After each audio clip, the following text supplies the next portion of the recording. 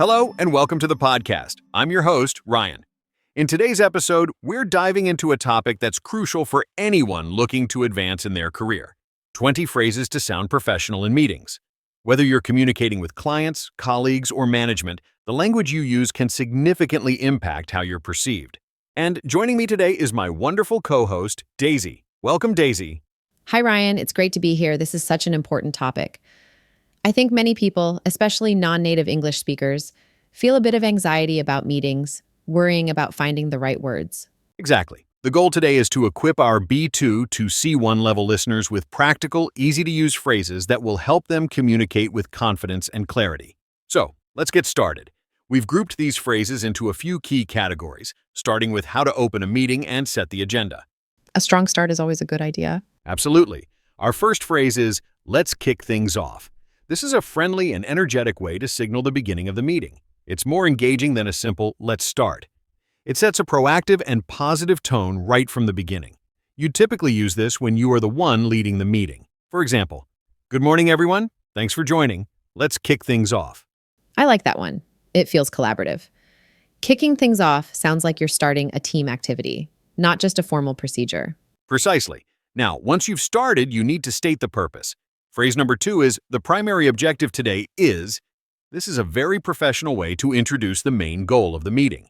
It immediately focuses everyone's attention on the most important topic and shows that you have a clear plan. For example, "The primary objective today is to finalize the marketing budget for the next quarter." That's so much more effective than just saying, "Today, we need to talk about the budget." It adds a sense of purpose and direction. It does. And that brings us to our next category: phrases for managing the conversation and expressing opinions. This is where many learners feel hesitant. Finding the right way to jump in can be tricky. So, our third phrase is, "from my perspective." This is a brilliant way to introduce your opinion without sounding aggressive or overly direct.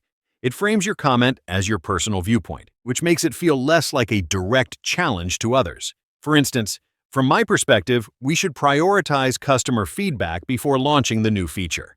That's a really useful one. It's polite and opens the door for discussion rather than shutting it down. Exactly. Now, let's talk about agreeing. Of course, you can say, "I agree," but to sound a bit more professional and collaborative, you can use our fourth and fifth phrases. Number 4 is, "I'm on the same page." This is a great idiom that means you understand and agree with what's being said. It suggests alignment and teamwork. Right, as in, "Thanks for clarifying that, John. I'm on the same page now." It confirms understanding. Perfect example. And for stronger agreement, phrase number 5 is, "I couldn't agree more." This is a powerful statement that shows you fully support an idea. It adds emphasis and can be a great way to build rapport with a colleague who has just made a strong point. "I couldn't agree more, Sarah. That's a critical point." It's definitely stronger than just "I agree." It sounds more enthusiastic and supportive. Okay, but what about when you don't agree? This can be one of the most stressful parts of a meeting for language learners.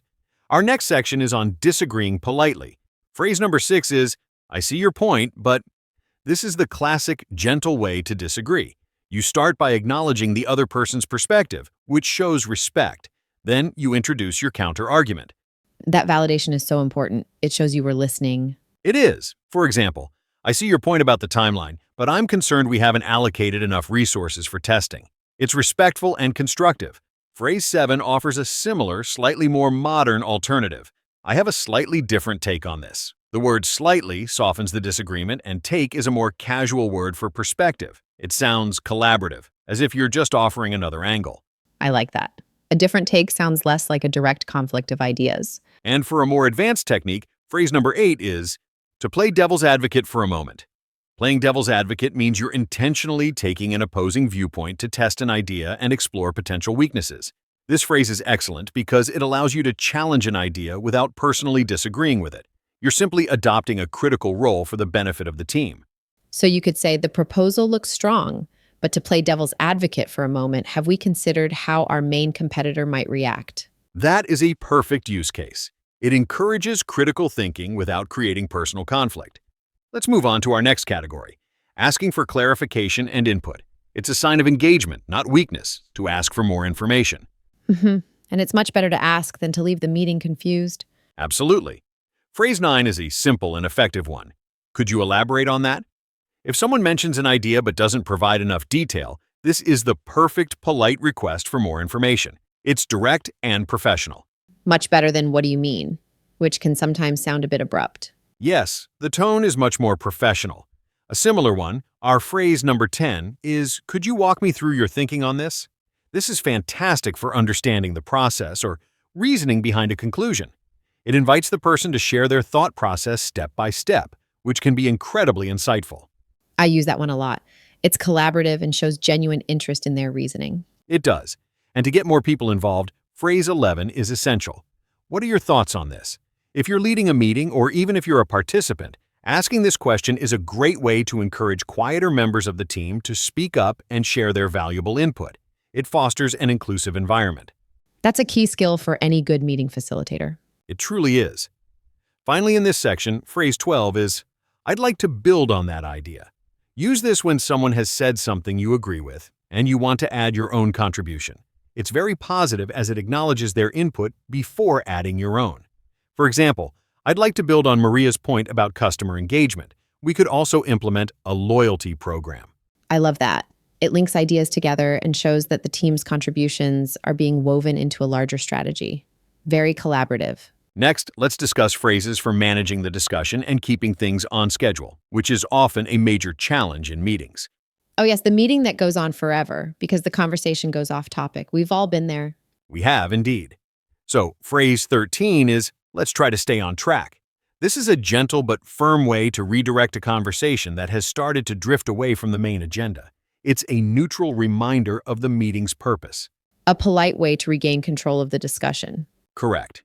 Phrase 14 is a very common and useful one. "In the interest of time."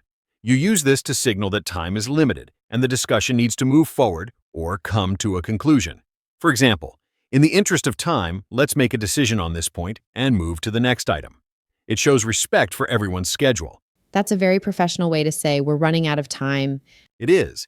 And what if a topic is important but not relevant to the current meeting's objectives? That's where phrase 15 comes in. Let's table that for now. To table a topic means to postpone its discussion for a later time. This is an excellent way to acknowledge an important point without derailing the meeting. You might say, "That's a valid concern, Ben, but let's table that for now and address it in our strategy session next week." And it's crucial to actually follow up on that. Tabling something and then forgetting it can make people feel unheard. An excellent point, Daisy. It's about respect and effective management. Okay, we're approaching the end of our hypothetical meeting. Our final category is phrases for summarizing and defining action items. A meeting without a clear outcome is a waste of time. Absolutely. Ending strong is just as important as starting strong. It is. Phrase 16 is "to recap." This signals that you're about to summarize the main points of the discussion. It's perfect for ensuring everyone is aligned before the meeting concludes. So, to recap, we've agreed on the budget, the timeline, and the key marketing channels. It's a great way to check for understanding and make sure nothing was missed. Exactly. A similar but more focused phrase is number 17. The key takeaway here is, this is used to highlight the single most important conclusion or piece of information from a discussion. It cuts through the noise and emphasizes what really matters. We've discussed a lot, but the key takeaway here is that we need to improve our customer support response times. I like how definitive that is. It helps crystallize the main point for everyone. It does. But a summary isn't enough. You need action. That leads us to phrase 18. So, what are the next steps?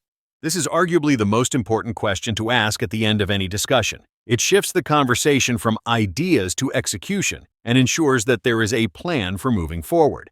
It assigns responsibility and creates accountability. Precisely.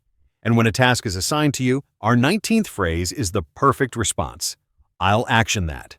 This is a very professional and proactive way to say, "I'll do that." The verb "to action" is common in corporate environments, and it means to take action on something or complete a task. It conveys a sense of ownership and efficiency. For example, if your manager says, "We need someone to draft the client follow-up email," you can respond, "I'll action that." That's a great one. It sounds very capable and reliable. And our final phrase, number 20, to close everything out, is "let's circle back to that later." This is similar to tabling a topic, but it often implies a shorter time frame. It's a way of saying, "This is important, but not right now." You might use it when a specific person needed for the discussion isn't present or when you need more data. That's a good question about logistics. Let's circle back to that once we have the report from the operations team. It's a polite way to pause a conversation without dismissing it entirely. Exactly. And there we have it, 20 phrases that can help you sound more professional and confident in your next meeting. Let's do a very quick recap. We covered phrases for starting the meeting like, let's kick things off. Phrases for sharing your opinion and agreeing, like from my perspective and I'm on the same page. We also talked about how to disagree politely with phrases like, I see your point, but, and how to ask for clarification with, could you elaborate on that? And we finished with phrases for managing the time, like in the interest of time and for closing the meeting effectively by defining the next steps. The key takeaway for our listeners is that you don't need to use all of these at once. Try to pick 2 or 3 that you feel comfortable with and practice using them in your next meeting. Over time, they will become a natural part of your professional vocabulary. That's great advice. Small, consistent steps make the biggest difference. Thank you for your fantastic insights today, Daisy. My pleasure, Ryan. It was a great discussion. And to our listeners, we hope you found this episode helpful. To continue improving your professional English, we invite you to subscribe to our application for more lessons and content. And of course, please follow our podcast so you don't miss our next episode. Thank you for tuning in, and we'll see you next time.